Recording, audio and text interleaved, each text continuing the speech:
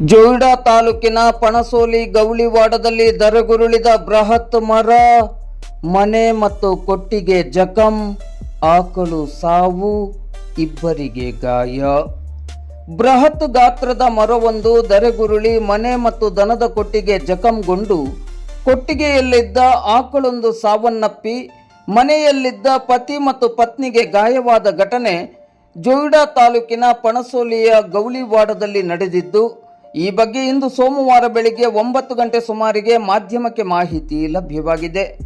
ಪಣಸೋಲಿಯ ಗೌಳಿವಾಡದ ನಿವಾಸಿಯಾಗಿದ್ದು ಬಡ ಕುಟುಂಬವಾದ ರಮೇಶ್ ಬಾಬು ಸಿಂಗಾಡೆ ಎಂಬವರ ಮನೆ ಹಾಗೂ ಕೊಟ್ಟಿಗೆಯ ಮೇಲೆ ಬೃಹತ್ ಗಾತ್ರದ ಮರ ಬಿದ್ದು ಮನೆ ಮತ್ತು ಕೊಟ್ಟಿಗೆ ಜಖಂಗೊಂಡಿದೆ. ಈ ಸಂದರ್ಭದಲ್ಲಿ ಕೊಟ್ಟಿಗೆಯಲ್ಲಿದ್ದ ಆಕಳು ಕೂಡ ಸ್ಥಳದಲ್ಲಿ ಸಾವನ್ನಪ್ಪಿದೆ.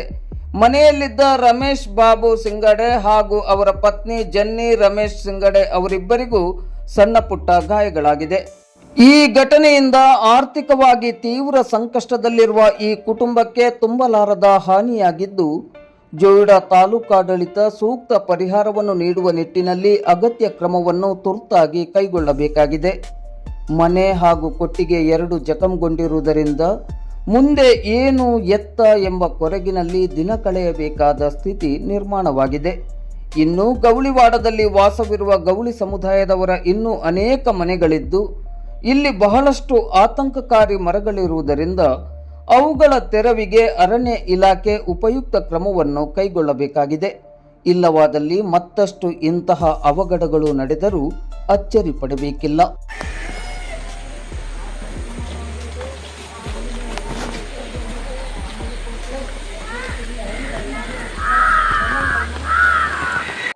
प्रॉब्लेम होगी एकट्या उलयले की एकट्याकच धरून बसतात. नाही तसे आम्ही कोणा घेऊ राजकारण त्याचे केले